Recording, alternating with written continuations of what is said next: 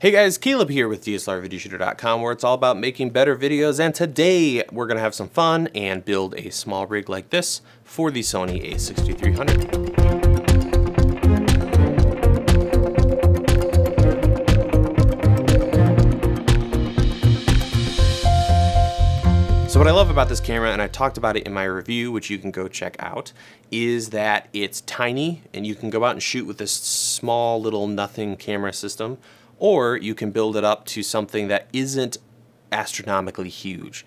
If you start rigging up a C100 or even a Canon DSLR, it's going to be pretty massive. Whereas this camera, you can build something that's cute like this, and it has a battery on the back, so you don't have to deal with a stupid battery door.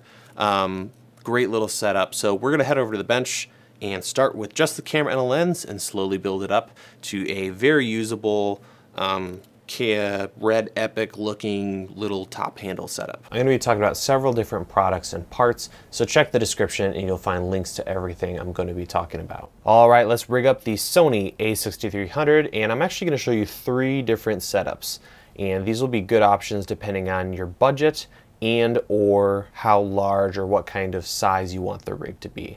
The first one is just going to be using a monitor. Now there's 2 monitors I've used with the a6300 and I really like. The first is the Small HD DP4. Unfortunately, this has been canceled. They no longer manufacture them, but there's still a bunch available while supplies last at Small HD. Another option I recently discovered, and something that's actually brand new, is this tiny iCan monitor. You can pick this one up for 260 bucks, so it's wicked cheap, and it's actually a 3.5-inch screen, so it's nice and small. You can see how great this size is with this camera. There's a bunch of features. I'm going to be reviewing this soon, but it also has a headphone jack, so we can use that for audio on the a6300. Anyway, the first setup is just using a ball head, which comes with this monitor. This is just a nicer one I have from Oben. You can pick these up on B&H. Really like it. It's a lot more heavy duty. So I'm just going to attach that to the top of the camera, add the monitor. Now all I have to do is slap on a battery and plug in HDMI. There's in and out on this. And now we have this fantastic little setup, really going to be nice and small. If you want to keep things compact but get a headphone jack and have better viewing angles or a monitor on top, this is going to be a really nice addition to the camera. So that is the first setup. The next setup is to use a cage. Here we have the small rig cage. This is around $75, pretty much the cheapest cage for this camera. There's a couple things I don't really care for with it, but it does the job, and again, for the cost, you really can't beat it. So it holds really nice, which is nice. You still have access to the buttons, which is really handy, obviously. So that is a quick way to add a little bit of rigidity. The next thing that could be done to make this a little more usable is to then add the monitor on top. So this would be another affordable setup if you wanted a monitor and a cage. So those are 2 affordable options. Now we're going to build this up to be in beast mode, if you will, and add a lot of functionality to this camera, as well as usability and some ergonomic help. So the next thing we can add to the camera is a top handle. This is also from Small Rig, and it comes in at around $36. There's 2 areas where we can mount this thing to the cage via quarter 20s. On the front of the unit, we have a couple quarter 20 taps, which we'll be using. And then on the top, we have a cold shoe, so you can slap anything you want on here as well. So I'm going to take the included little bolts here, and just like that, we have a handle. So this is going to add a lot of flexibility for getting lower shots. But we're going to also add a monitor to this. So you'll notice right here in the center quarter 20 of the handle, I have another bolt here. It doesn't come with it, but you can pick one up at a hardware store. I had one kicking around, so I'm just going to snug that up so we have a male quarter 20 on the front. At this point, I'm going to take my ball head, and then I'll include this in the links because it's, you know, a really great ball head. It's super tough, really dig it, and I'm going to then thread that on that bolt that we just attached. And from here, I'm going to add the monitor. Same as before, this iCan. And the reason I'm mounting the monitor down here as opposed to up on top of this cold shoe is height. I'm trying to keep this thing compact and not have this ridiculously tall setup.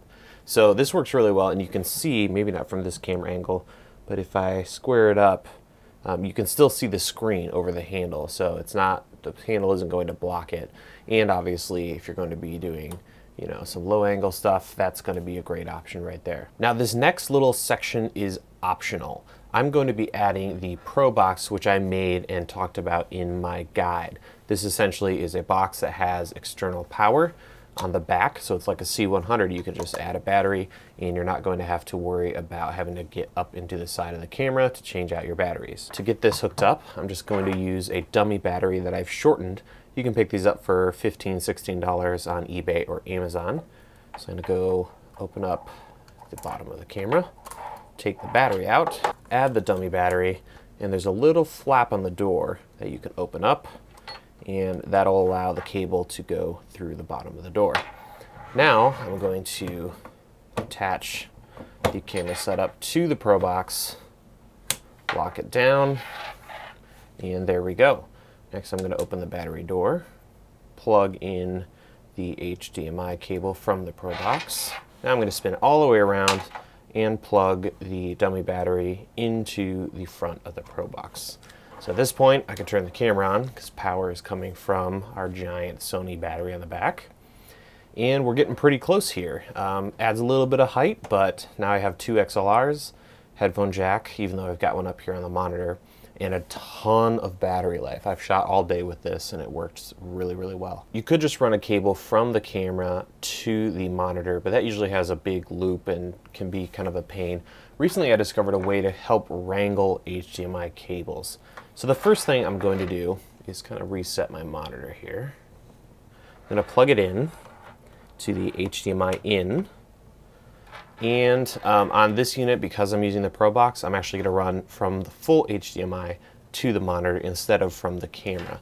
But if you don't have a Pro Box or haven't built one, it doesn't really matter. Same is going to apply. I'm going to plug it in, and instead of leaving this huge loop, I'm going to use little cable ties to help wrangle this cable. I recently discovered this trick and it works really well. So these are just generic black little cable ties. Usually you would have a screw or a nail to attach a cable to the wall or baseboard or whatever.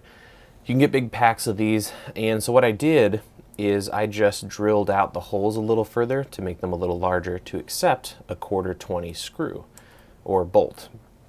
So what I can do here is attach the cable securely to the actual cage. So that's one on top of the cage. I'm going to add one more right over here and finish it off with a screwdriver.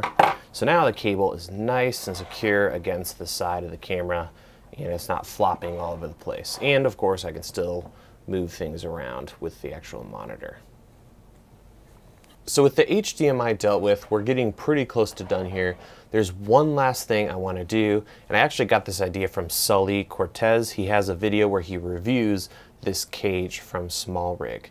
And these little things right here, these little annoying tabs that make tons of noise, and pretty much none of us use them for a shoulder strap or neck strap, really drive me crazy. And he not only dealt with that, but he also made the whole thing a little more secure.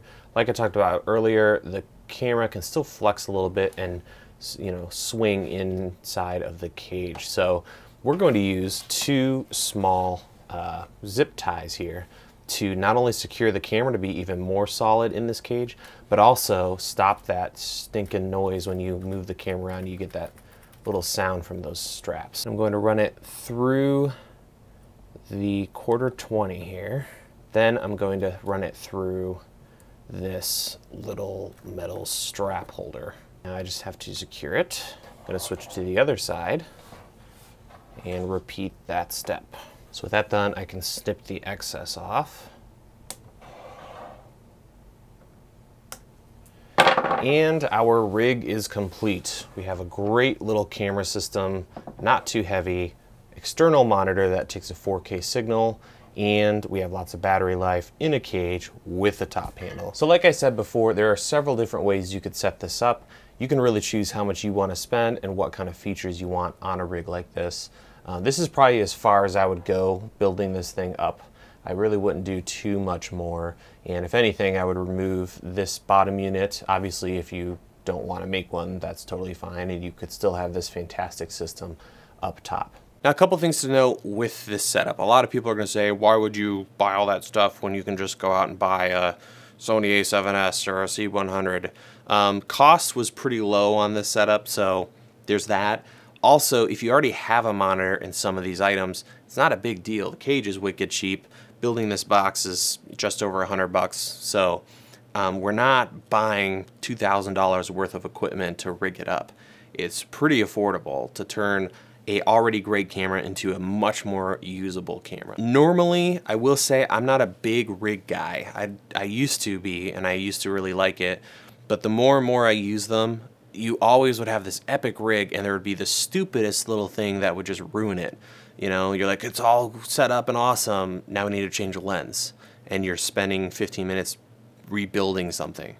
I just got real tired of that. Every camera's different. So normally I'm not that big of a fan, but this setup is great because we're not dealing with rods. The second you bring rods into the equation, so many things can get screwed up and be a pain in the ass. So cage, unit underneath for power and audio, monitor. Straightforward. You can detach the camera very easily if you need to. That's what's a big deal to me, and keeping it cheap and affordable, not spending $3,000 on something that you may not use all the time. So anyway, that is using a rig and setting one up for the Sony a6300. If you enjoyed this video, check out my other videos regarding the a6300, the review, as well as a guide I just released where we talk about all things setting this camera up.